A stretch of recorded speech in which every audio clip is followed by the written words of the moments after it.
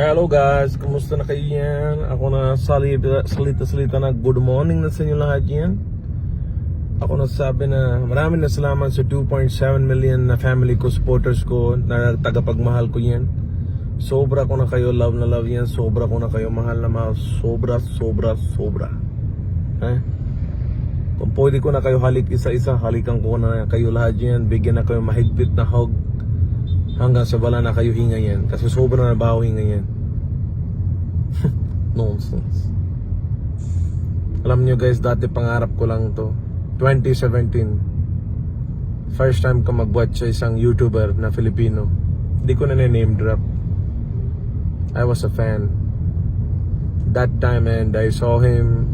Motor niya lang, maliit na motor lang. Masaya sila, nagva-vlog. Parang tanga-tanga lang yan. Ngayon na-reach ko na yung pangarap. Hindi ko pa naman na-reach. Malapit na tayo sa pangarap natin.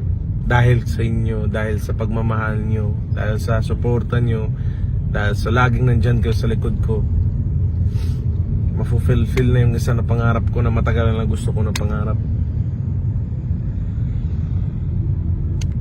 Ayaw mo lalo yung YouTube. Sorry, di mo na ako magsisalita sa totoong voice ko. Gusto ko lang talaga magkuha 100k sa YouTube. Makuha lang yung silver play button na may deliver sa bahay. Tapos yung feeling na ilalagay ko sa harap ng kwarto ko. Pagkagising ko, boom, I made it. I have a name in YouTube. So ngayon sa Facebook, araw-araw, everyday, one day, 100k, 50k na followers yung growing. Masarap sa feeling na daming nagmamahal sa'yo, daming nagsusuporta sa'yo. Promise guys, hindi ako gagawa ng kahit anong mali o katarantaduhan. Madami man ako pagkakamali sa buhay ko sa nakaraan ko. Pero ngayon pasok na ako sa mga buhay nyo rin. Gusto kong ayusin lahat and gusto kong tuwid na daan lahat. Hindi na yung parang na yun, tatanga-tanga, lalaki yung ulo dahil famous na. Hindi po. I'll still remain the same.